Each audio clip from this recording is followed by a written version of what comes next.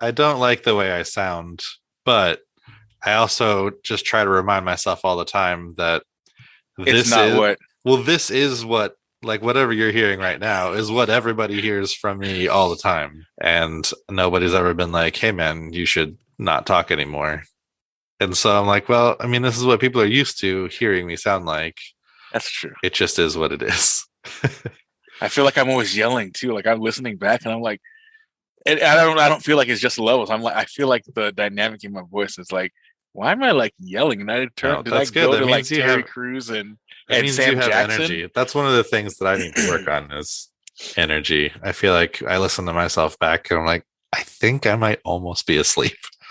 Oh, I feel let's try to get in the middle of where we think each other are because I'm listening Somewhere in to it and I'm between. just like not always like giddy, but I'm like, oh my voice got high there, and I'm like, I can't believe this happened or Marcus is whatever. falling asleep and TJ is yelling to wake him Try to back wake up. him up.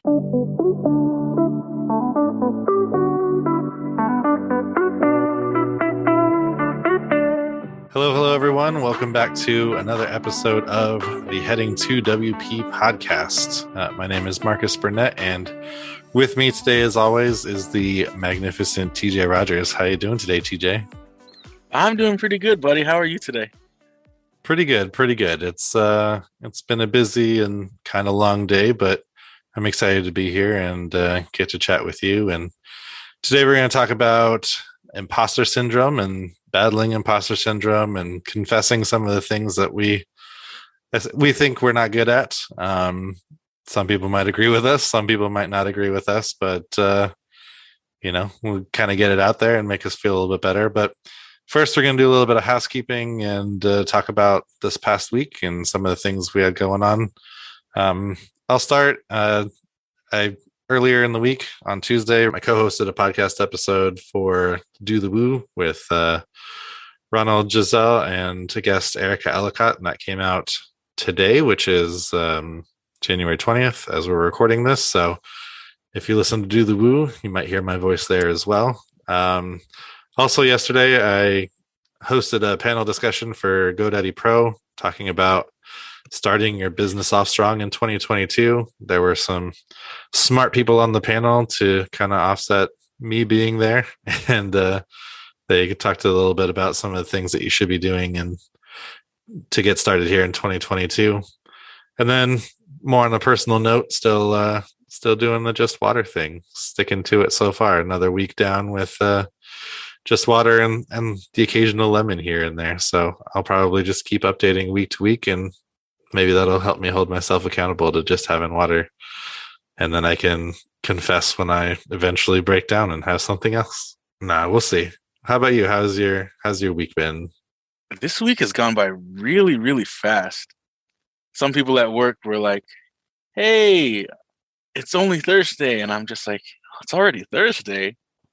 So a lot of stuff has been happening at work. We have an initiative for boosting our social media and getting more marketing out there to prospective clients and people to see what our culture is like, the types of results we get for our clients, and also kind of make like promos and stuff for some of our events and continuing education for the dentists and their teams. We have one coming up next weekend in Vegas, which is one of the bigger ones of the year. And shortly after I started, we had one, and they had 100 something attendees, and we've been shooting to get 200 for most of the second half of this year. And reflecting on some of the earlier and past conferences and events, our founders were talking about, a time like in the Northeast where there was like less than 10 people there and they had to have a conference for 2 days. And now we've got booked over 220. And there might be a couple last minute Nice. bookings depending on how people are feeling about COVID and Yeah. their regular health stuff and other travel things and whatnot. So that's like really exciting. And we just had a new hire start this week. So I've been doing a little bit of training with him. His name's Austin. And we have someone else who just got at least sent out an offer today. Actually, he must have accepted because they were like, hey, he's starting on the 31st. So we're growing our team. We also hired a person for video production and scheduling and doing other graphics and marketing stuff for ourselves. And then we also hired another account manager. And they've been doing other interviews this week for other positions. So it's all a buzz around here for that stuff. And we have the initiative. So we're broken up into about 6 teams, and we have quarterly and yearly incentives by way of prizes and stuff. And I know listeners won't be able to see this, but we've got this guy right here. This is our wheel got the for prize music. Yeah, so this is our wheel for music during the day. We have another wheel that is for prizes. So weekly, we'll have anywhere from 2 to 5 people spin the wheel and get some of the smaller prizes. And that's all relative because Sure.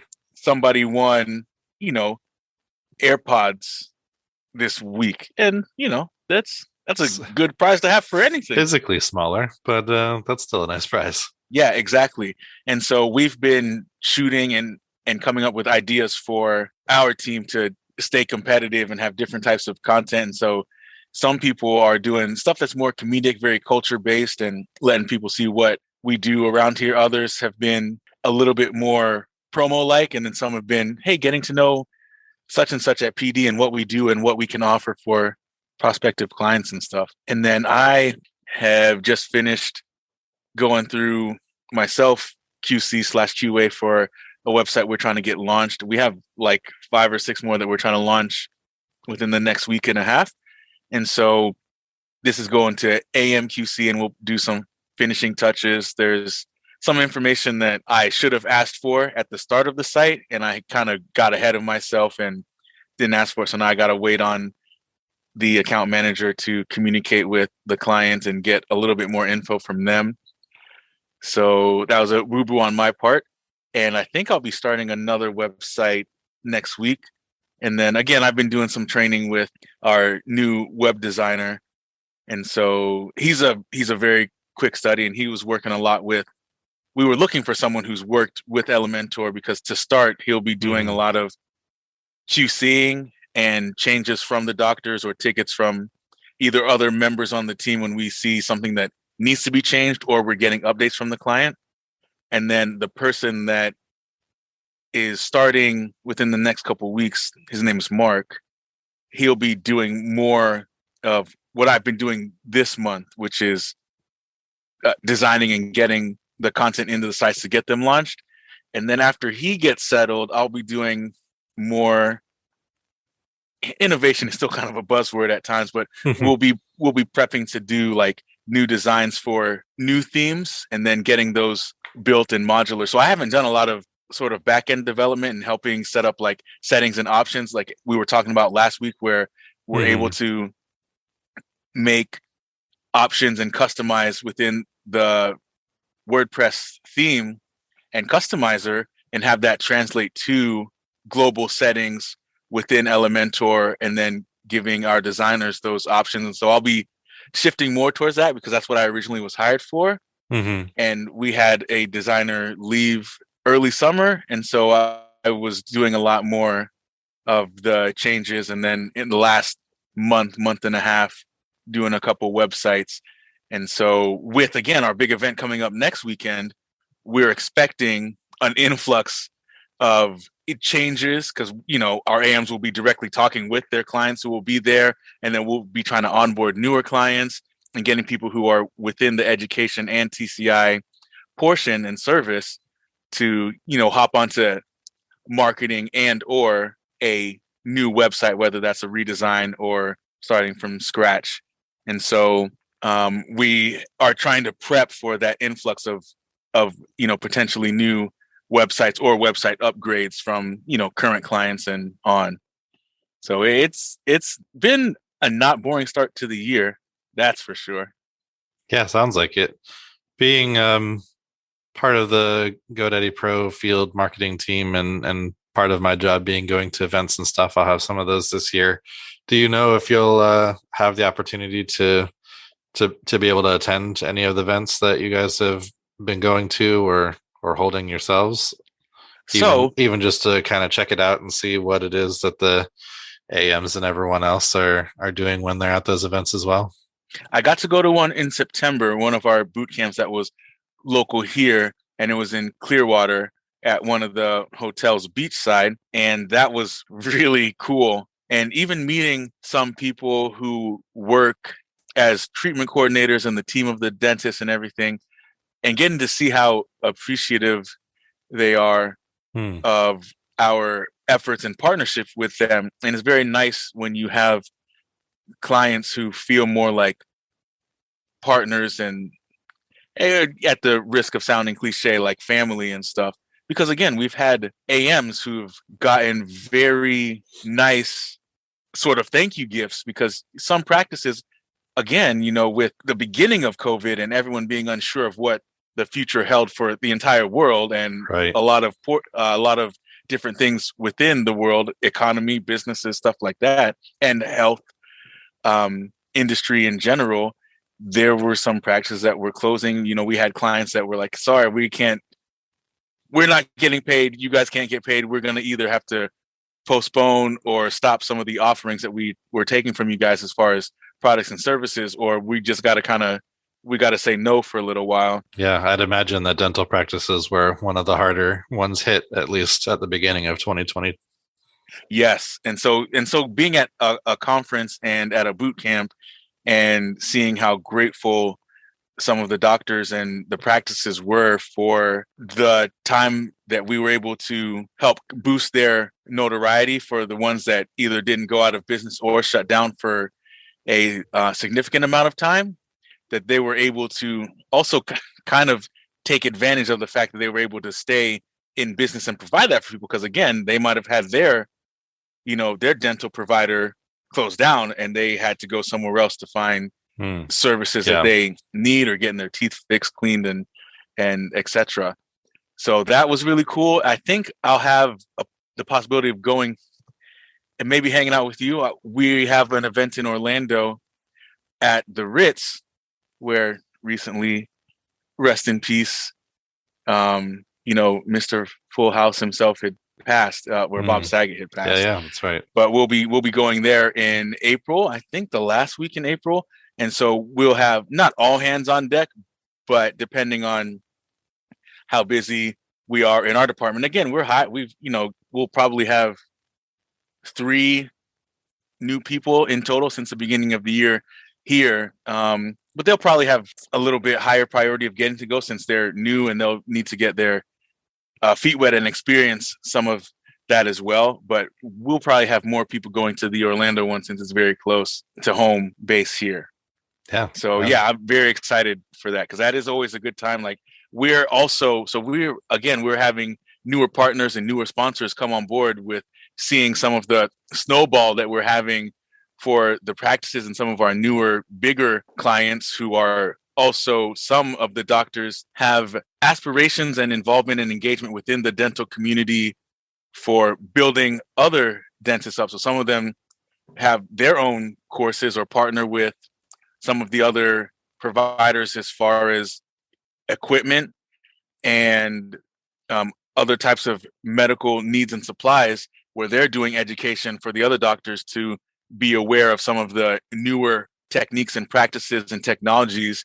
And so we get to partner with them and we're having more people come in and do that. So we're continuously getting bigger. So it's kind of cool seeing it at this sort of stage. And of course there's growing pains, but trying to figure out how to scale well. And so that's really cool. So again, like we talked about last week, we had managers doing a bunch of trainings and SOPs and documentation, getting prepped for the anticipation of bringing in these new team members so that, the onboarding that we had that wasn't as awesome as we would have liked, or where we had shortcomings for us training other new employees, that will at least be able to get that stuff on there. What is repeated will be a part of, will be autonomous. And we ourselves can go back and look Mhm. either at the progress of the changes of SOPs and techniques and services, that we use either for project management or content management or client management. So we are doing a lot of growth just within the process and procedures and pipeline. So that's exciting too.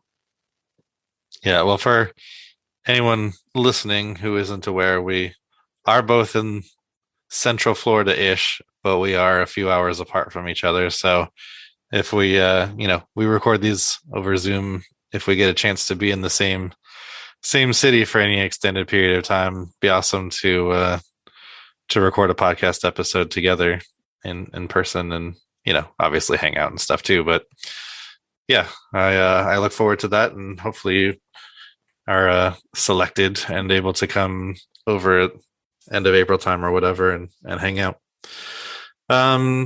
With that, let's go ahead and jump into our main topic today. We're going to talk about battling imposter syndrome and confessing some things we're not good at. So I guess I want to start by maybe defining what imposter syndrome is just a tiny bit.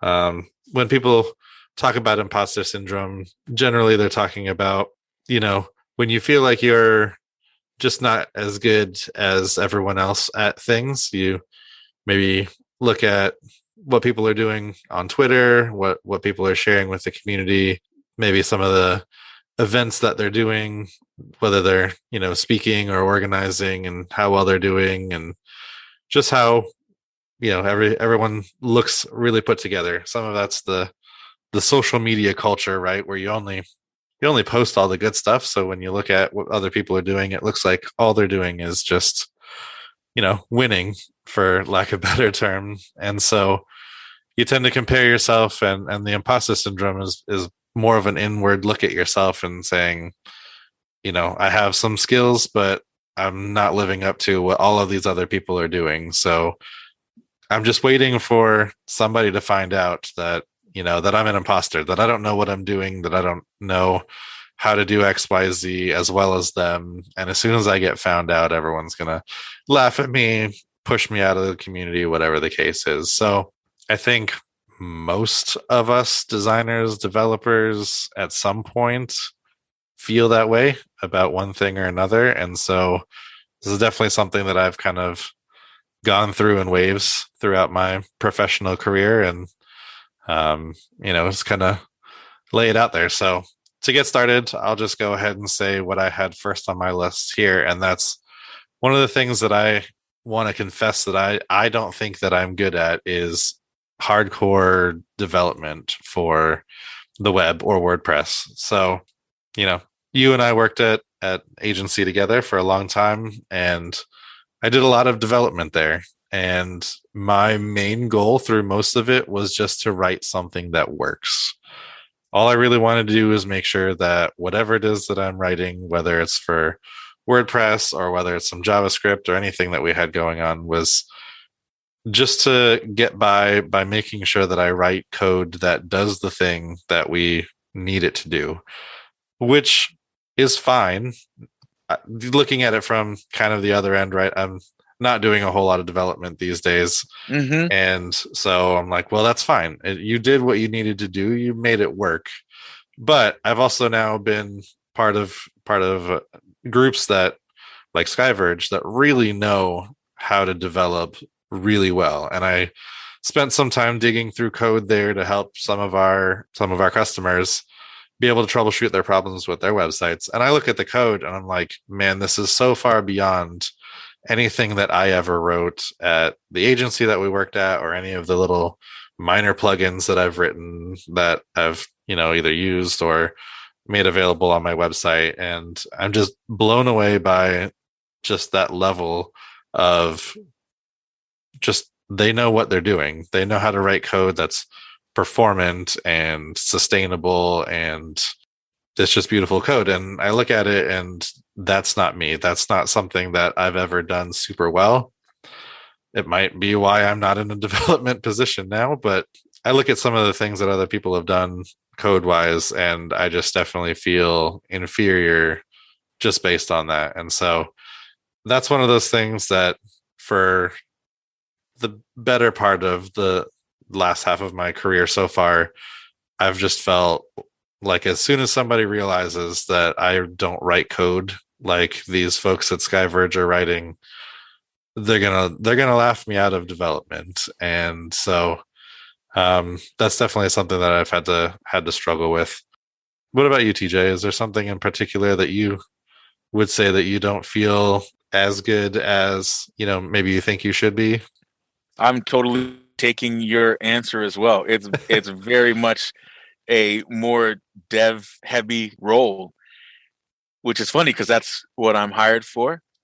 And we have Richard, who again does a lot of that heavy lifting for creating some of our modularity and widget creation and options and settings, and a lot of the control that we have within WordPress and Elementor to be able to quickly push out our designs and get the websites and the pages and content populated. And I haven't really had a lot of opportunity to do that. I've gotten to do a little bit of troubleshooting for one of the side projects that he had that is strictly for PD. Him and his team, they're out in the West Coast, they're out in the Seattle area. And so they created a plugin that helps distribute blogs that are written to multiple of our clients' websites, where we just kind of pop in variables so that we can have similarly targeted content for the particular, say, practice or service and procedures that they'll be providing. And we can swap out city and dental practice name and then possibly the service type. And we can have stuff push out, monthly to the clients that have the part of the SEO service where we're continuously writing blogs. And so the SEO guys will come in and put all that within distributor, pop that out to the sites, and then go through and replace that variable within the site.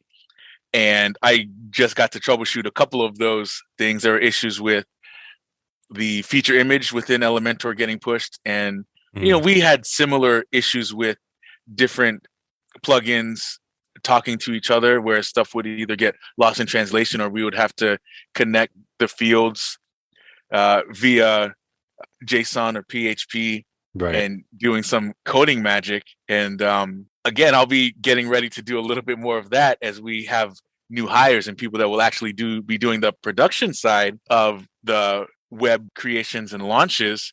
And so that does make me nervous. I'm just gonna be like, yeah, they're gonna find out that I have no idea what I'm doing.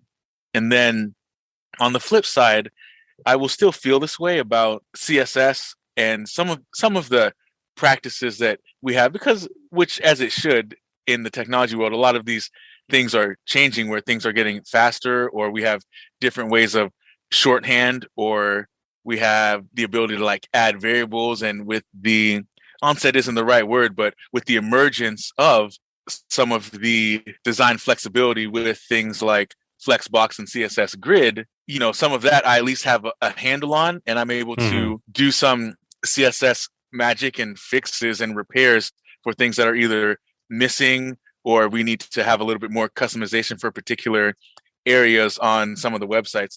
Today, in fact, I got to help one of our designers, and she's been a designer probably since you and I are in college, and I got to help her do some stuff where we were looking at ideas that she had, and we went to CodePen and were able to dissect some of the designs that we saw there and implement it into a website that we're building for one of the doctors.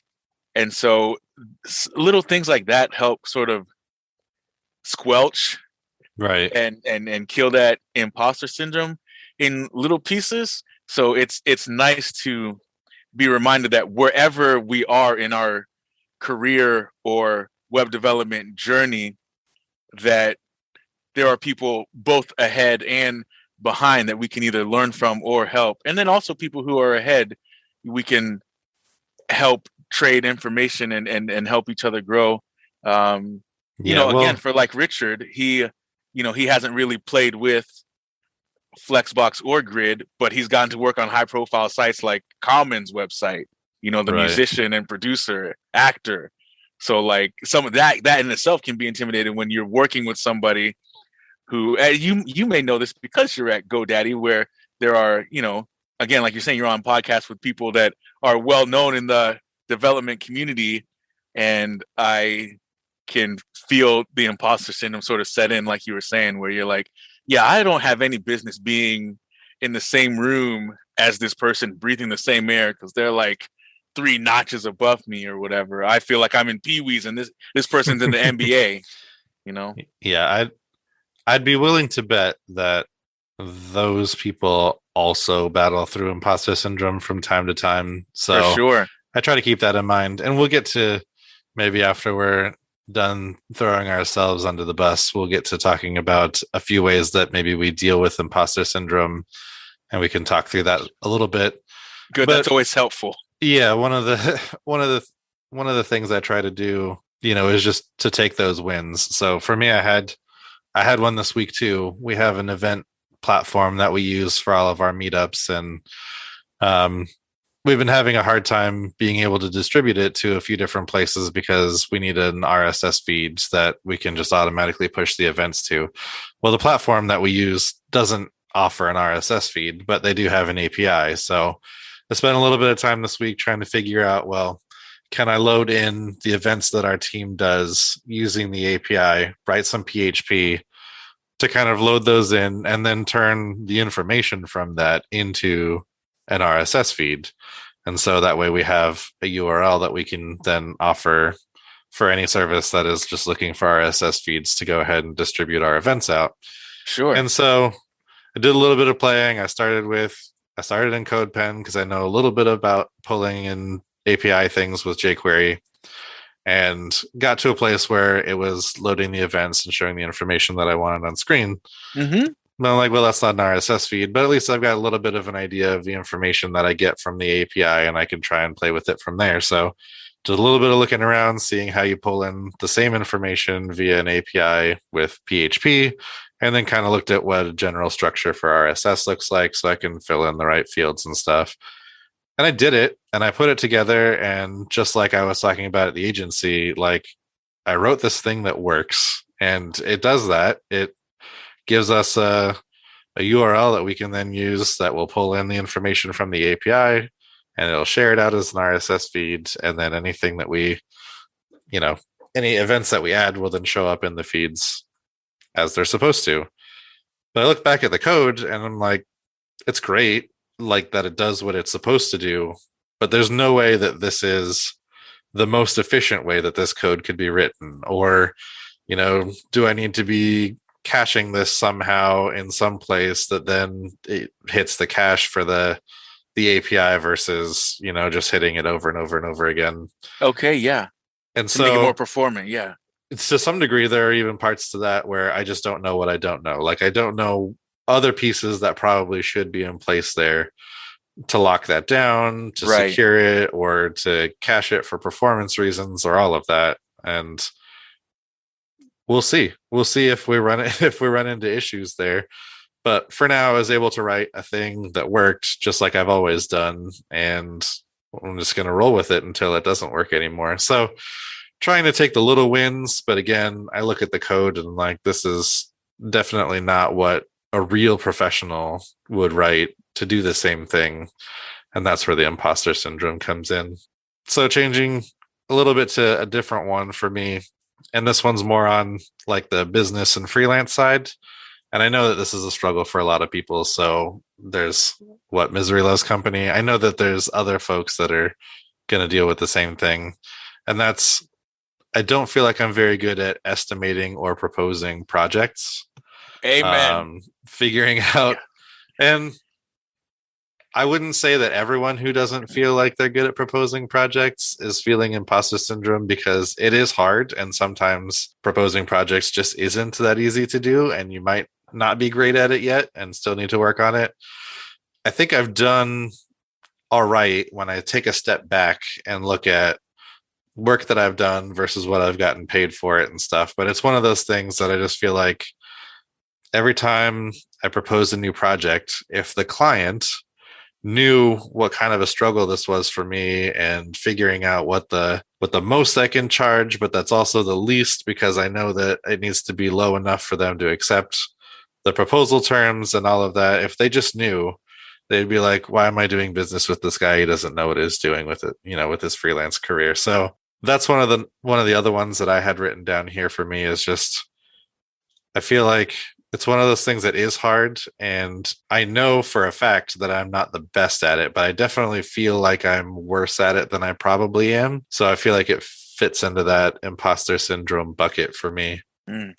That's a really good one. I 100% agree that many people who are freelancing or maybe even who are selling websites can get cold feet when it comes to announcing what the asking price will be for particular projects. And like you were saying, I feel that that comes down to maybe a lack of faith that you have the right to be asking for a particular number on a Yeah. scale for It's what you probably provide. it's probably compounding from that first one, right? I already have this concern that Right. my, you know, coding, maybe my design skill, maybe some other skills in building websites isn't quite where it should be. So where do I have the right to charge what this other person over here that I've seen online, they've talked about Mm. pricing for, 4 or 5 years and I've been following them, but they know what they're doing. There's no way I could follow their pricing model and price the same way. They're just way better than I am. So it's one of those where it's probably a compounding problem where I already think that I'm less Oh than yeah. in what I'm going to be able to deliver. So now I'm also knocking myself down on the pricing when it comes to proposing projects. It's funny because like you're saying, I feel like a lot of designers and developers and maybe even business owners who have their own small shop might feel that way. But I think that that would also speak to being a brand that, as Gary Vee so aptly puts pretty often, is that almost any company, any person should be a media company first. And I think that continuously, again, I'm not living by this, and so I'm speaking to myself above all, is that continuously putting out content and valuable information may help rid ourselves of that. Because again, probably you don't want to put all your eggs in the basket of the comments and likes and whatnot. But if you're continuously putting out stuff that people are reacting and responding to or engaging with, you can get a gauge that people start to trust your expertise and that you're positioning yourself as an authority. And with that sort of trust from either creatives and collaborators and people of the same field and mindset and creators and producers, all the way down to people who would be potential clients, if you just keep that course of continuously helping to educate or give, then it will start coming to you that people will be like, oh, you know what? He can charge this, she can charge this because they implicitly have my trust that they know what they're doing for themselves and they can help me do the same thing. Which comes to, us doing our own push for our marketing and social media.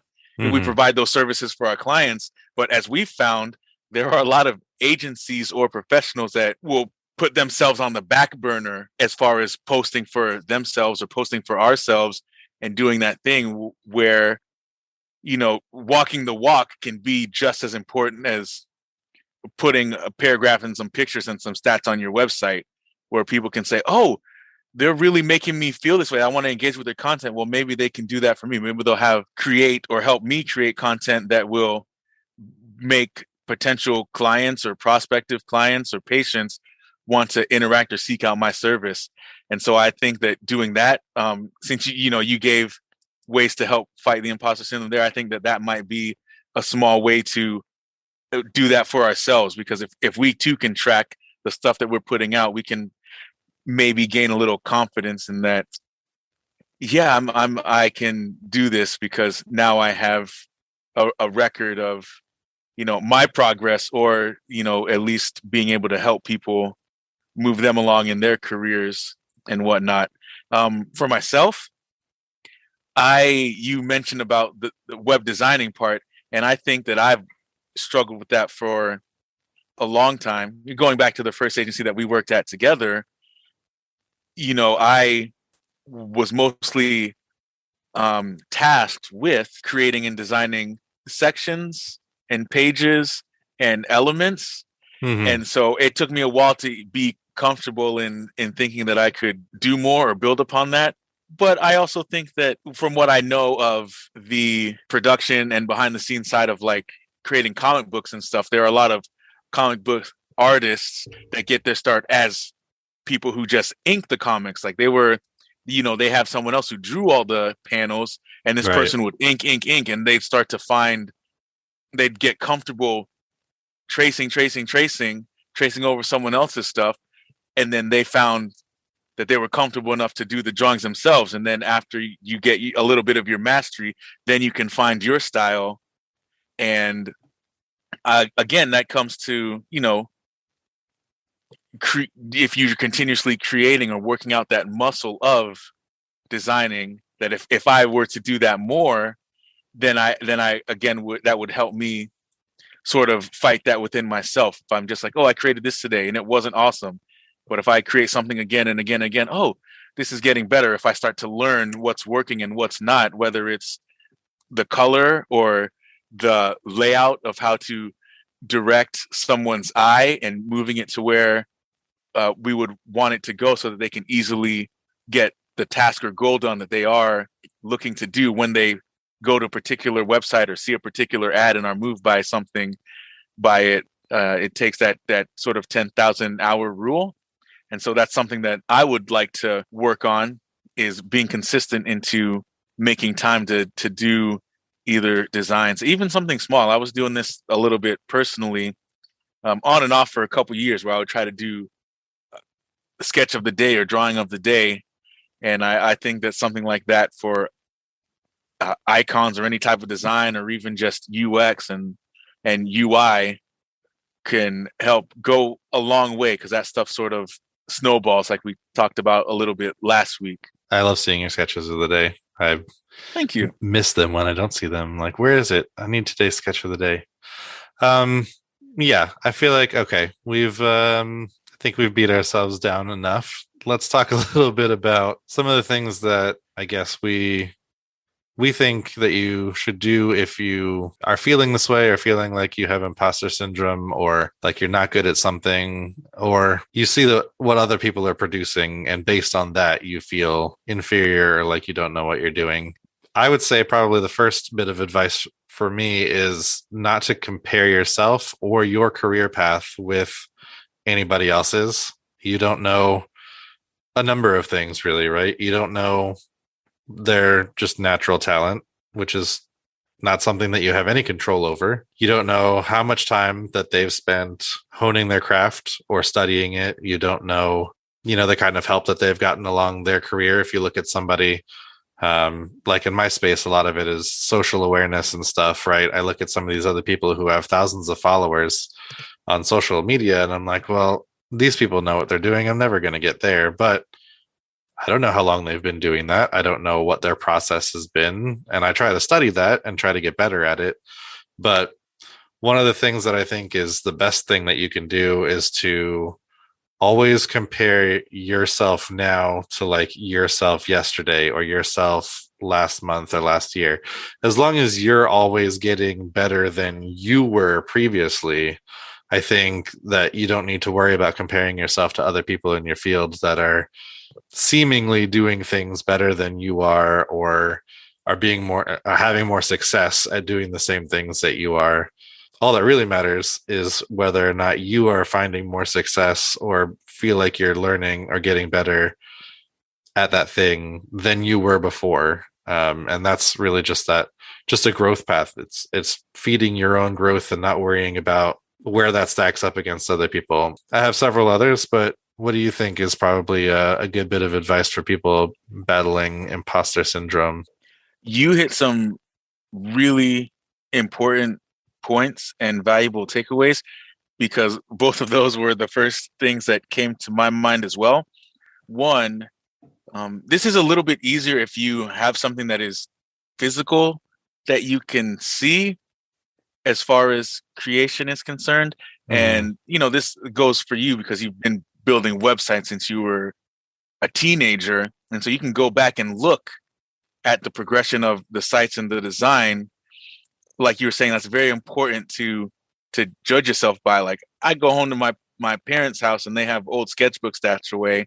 I can see the progression from stick figures to Right. Yeah. fully 3D shaded things or different ways of having lights and shadows. And then my introduction to color and doing other types of drawings and figure drawings. And I can see the progression of that because I have sketchbooks and pages on pages of sketches. So I've got both physical representation and the digital representation of some of the stuff that I've gotten to be a part of creating throughout the years. And that goes a very, very long way. And we should probably remind ourselves more of that. It's so easy as humans to, I don't quite know why, other than part of it has been a survival mechanism in our brain that usually shoots out like fear and stuff as a defense mechanism to try to be aware of dangerous surroundings. And I think that we're just a lot more prone to notice these things that are dangerous. And so it makes our brains a little bit more swayed to seeing negative things, whether that's an actual physical thing or like, oh, I would have been afraid of a pterodactyl attacking me, and it going to different things like I have to give a presentation or I need to get this website done on this deadline and I don't even know what colors to choose. And so reminding ourselves of either past accomplishments or little gains is very important because I find myself having to do that with physical and mental and emotional health. And that translates really well to our profession and our career. So that is a really great point. And then the other one is patience. I feel like we can get pushed into seeing the things that people have and seeing the very curated world that we live in and wanting things faster than we should have them. But I've heard this great saying from Eric Thomas, E.T. the hip hop preacher, that it takes 21 years to become 21 years old. It can't go by any Yeah. faster than that, no matter how much we want it. You have to be 16 years old before you can drive a car by yourself. Some of that could be before then, we're not really prepared to take on something like driving on the highway. Right. That's Yeah. not really safe for someone who's under like 18 to be doing, because it can be very overwhelming and very fast paced. And so some part of it is not being ready for it. And then some of it is building the skill to be at a place to take advantage of opportunities. So that one's a really great one. It's just, again, putting in that work.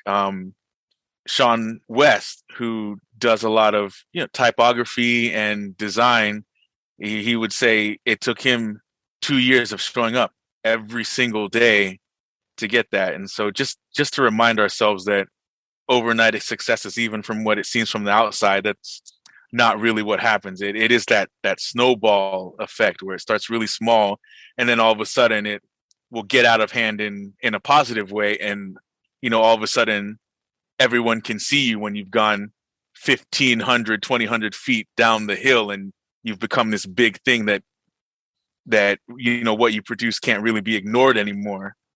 And so I think that that's a very, very important one, is having that patience and just showing up every day, and that will take care of itself. Like whether it's bound by physics or like law of attraction or God or whatever you believe in, like it can't fight that. Like if I jump off of a roof, gravity's going to take over and I'm going to go to the ground no matter how hard I try something else. And so even things that even imposter syndrome can't fight that forever, and Yeah. again, it may be something that will always be a part of us. Always wonder if Michael Jordan thought that. He missed thousands of shots and missed upwards of dozens of game-winning shots, but he's still arguably the greatest of all time in the thing that he decided to pursue in his life. Mm-hmm. That some of these things that we want or desire are attainable if we just have the patience and the fortitude to keep going. One of the things when you and I worked at Thrive together that we sort of adopted was just to try and learn something new every day, which I really loved. It wasn't try to be better than this person over here every day. It was just learn something new, right? Find something you didn't already know and learn that thing. And like you were talking about before, it's the little baby steps, right? You take those, you just take the steps to keep stepping forward, and you'll keep progressing in your career. And it really took to learning something new every day. We often would keep each other accountable and ask, it's time to pack up and head home. Kind of turn to each other and say, well, what did you learn today? What was something that you were able to pick out from what we were doing, and something that you didn't know yesterday that you do know today. And so I have a few other ones. I think it's important to just get away sometimes. Sometimes you just need to clear your head, and that might look a lot of different ways. It might mean taking a week off and going on vacation and not looking at work and just sort of getting that mental reset. It might look like getting in a workout or going for a walk. I think there's definite value in just stepping away from the thing that you're feeling like an imposter around, and just moving away from it, not thinking about it, doing something else, doing something that takes your mind off of it. And then coming back and sort of reevaluating, is this actually something that I'm really bad at? If it is, learn something new every day, right? Put in that patience, put in the time, get better at it. But in all likelihood, especially if it's something that you were hired for, that you do for your career, you're probably not as bad at it as you think you are. And when you come back, and like I said earlier about the event API RSS thing that I put together, right? If I step away and come back and I look at, oh yeah, I wrote this thing. It's not perfect, but I wrote this thing and it does exactly what I need it to do. It takes all of the information and it spits it out in the format that I need it to be spit out. And it's not perfect, but there's definitely like an accomplishment there, and there's value to that, and it's going to serve us well even if it's not perfect. And so sometimes it's just a matter of kind of taking a step back, getting away from it, being able to come back and look at it from, a little bit further away, and seeing just exactly what you accomplished, and sort of reevaluating from there. Are there any others that come to mind for you for some advice or tips for people? I think one thing that would be really helpful is checking in with ourselves, whether that be writing in a journal or speaking with someone that you can confide in and feel confident that they will tell you like it is or how it is, without being hurtful, of course, but also not just telling you what you want to hear, which is difficult for me to do.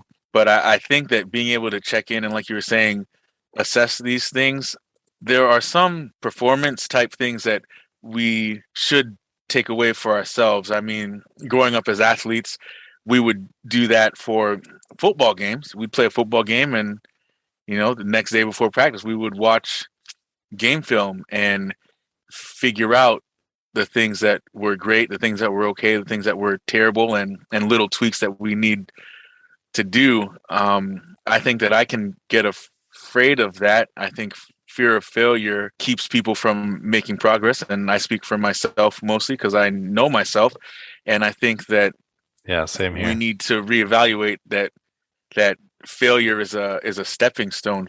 Will Smith and Les Brown have various ways of saying, fail forward or fail better.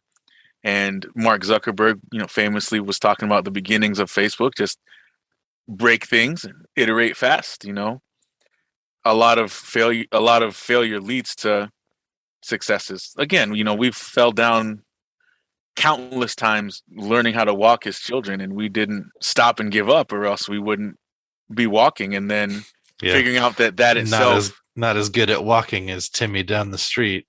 I should just we give never up. I thankfully we don't remember that, but I Yeah. can't imagine children are weird. We were just excited to be standing and not being on the ground again, and that we could be eye level with things that used to feel above us, and then understanding that, yeah, it may take a long time, but once we lock something in or learn something, that itself can unlock doors, and that can be very exciting. So, and you mentioned this too, is just kind of adopting the philosophy and the mindset of a learner, Mhm. and just being prepared to just soak stuff in. Again, there's stuff that we lose along the way, but as children, that's automatic, and it kind of gets lost or beat out of us, in the way that we are raised and in the environments we live in. And thinking about imposter syndrome and looking up what various ideas and definitions are, it feels like a lot of variations of imposter syndrome comes from wanting to be high performers and being in an environment of high performers. And so that can lead and lend itself to that, because you're always thinking about, again, how how you're rated or how you're doing compared to somebody else's successes. And then again, we hopefully should learn how to be able to look at the flip side without trying to make somebody feel less than so that we feel better, but recognizing that we're just everyone's at different stages, Yeah. and we can just keep moving lateral or up, and just being aware and slowing down and not just taking something so personally. I think our egos just kind of get in the way a lot. Yeah, you make a really good point about looking at others, and instead of comparing ourselves to them and their career path and where they are in their journey, just using that as inspiration. Just because you're not where they are necessarily, one, doesn't mean that you're not a success based on where you are in your career path, but also serves as sort of an inspiration of where you could be if you continue to put in the Right, time, right.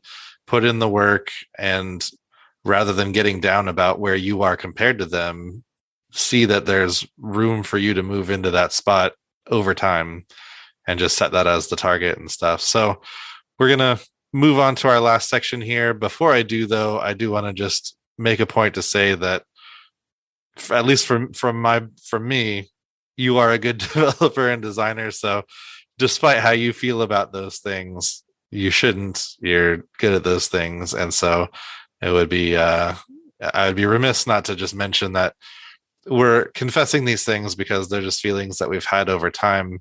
But you are good at those things. I know that to whatever level I need to be, that I'm good enough at those things. And so this isn't like a woe is me pity party or anything. It's just, For we know sure. that everyone struggles with these things at different times, and just talking through it and figuring out ways to sort of combat that. So I just wanted to go ahead and throw that out there, and then we can talk about the last section here. So let's talk about what's going on in our weeks this week. You talked a little bit about further on events down the road and stuff, but what does the next week or so look like for you?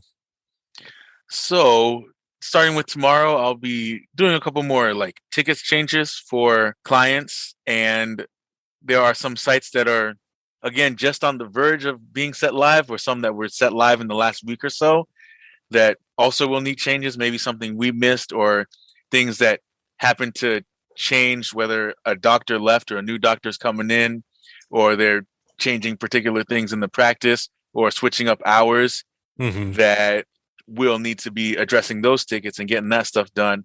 And then there's occasional fires that occasional that will pop up throughout the day, and then of course putting those fires out is the usual. And so leading up to next week, there'll be more of that. And then I anticipate more training with our new designer, getting him a little bit more familiarized in our systems and how we organize projects and communicate some of the tasks. Again, he's a real quick study, and he's getting a handle on things pretty quickly. He's pretty familiar with working in Elementor, so that helps a lot. Yeah, he's starting on As Monday, so you'll have a couple of people at your training next week. the week after, Oh, the the week next after. hire will Okay. be starting the week after. And so jokingly, I was like, "Oh, Austin will be ready to train Mark, right?" And And so, yeah, there'll be on and off more training. And then again, I think I might be starting a new website design because again, we'll be having Mark first familiarizing himself with all of the systems and management, and then meeting other teams and stuff and team members. So they'll both still have time for getting acquainted with how things move and work around here. And so we'll be doing that. I'll probably be starting a site next week, maybe getting back to launching a few or doing a couple more domain and development type tickets. So nice to flex those muscles again, because again, for about 2 months, I've mostly been on the design and production end. And so getting into some of those things will be nice again. And I started playing with a couple of things on the homepage just tonight for HeadingTwo. Hey, I'll take it. I've totally failed this week, so yeah, me too. I was like, I want to have something, but also again, just recognize that I didn't make apparel for the shop like I was hoping to.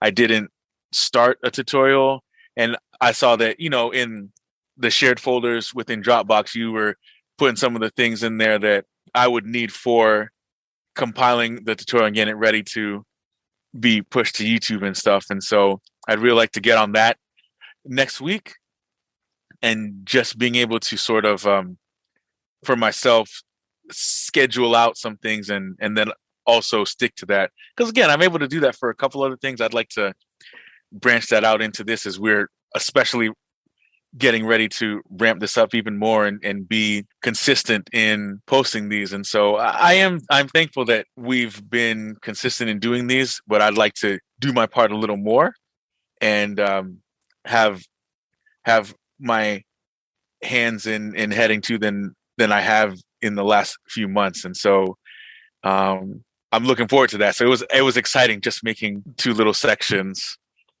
on the homepage. And so again, sometimes it can be, I just want to break from it because I'm doing it all day, but it's also I also like doing it. So why can't I just do it? And then when I do it, I'm having fun. So there's more freedom in working on our stuff because we're the only ones we have to answer to. That's right. I'm marking myself down as a big failure grade for working on our stuff this week. I came up with a number of ideas for things that I wanted to do this week, and I sat down to record none of them. I spent a lot of the week in meetings and prepping for meetings and doing our events online, and I just didn't want to spend any more time in front of the camera at the computer. So, I feel you.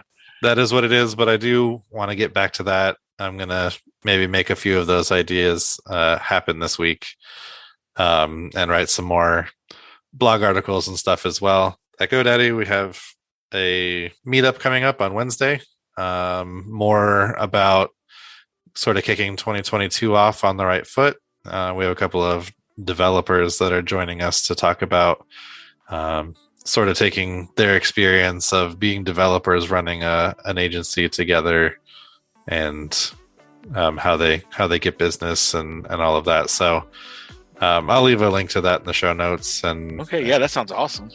And other than that, I think it's just some more HeadingTwo content and actually just buckling down and doing it this week. So I think that's it. So I'll go ahead and wrap us up here. If you enjoyed this episode, please give it a favorable rating in your favorite podcast app or website. It makes a difference and helps others discover the show. To be notified when future episodes come out, please go ahead and subscribe as well. For more info about us and what we're up to, check out our website, HeadingTwo.com, which this week is going to have some additional content on the homepage. That's right.